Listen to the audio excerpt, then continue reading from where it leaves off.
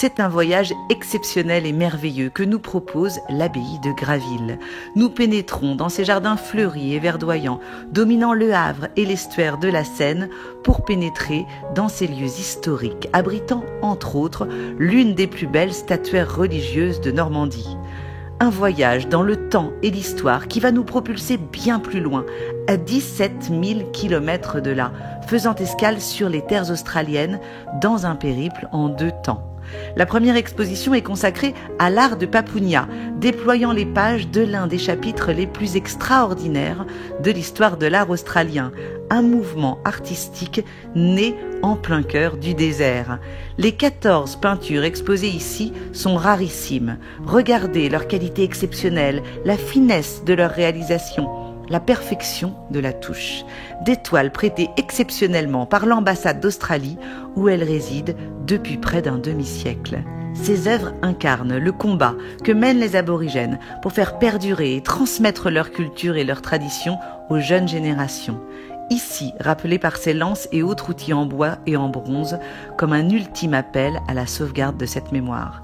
Et justement, non loin de là, un second volet d'exposition, répondant au titre énigmatique de Kulata Tjuta, se déploie dans la splendide abbatiale, chef-d'œuvre de l'art roman. Nous nous trouvons face à des œuvres à très forte charge spirituelle, ici, dans ces espaces empreints d'énergie vibrante. Une 60aine de chefs-d'œuvre, peintures, photographies et quelques objets d'art aborigène contemporain sont ici présentés pour raviver ce devoir de mémoire, ce combat sans âge, puisque, rappelons-le, l'art aborigène est aujourd'hui considéré comme la plus ancienne tradition picturale au monde, remontant à au moins 40 000 ans. 2 fois l'âge de Lascaux. Depuis des millénaires, les descendants n'ont eu de cesse de perpétuer cet art éminemment symbolique.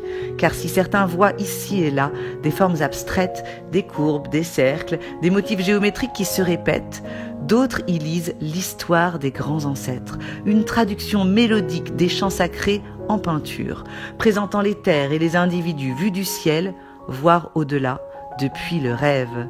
En peignant, l'artiste continue à écrire son histoire, honore ses terres dans un élan vital, s'apparentant à un certain sens du devoir.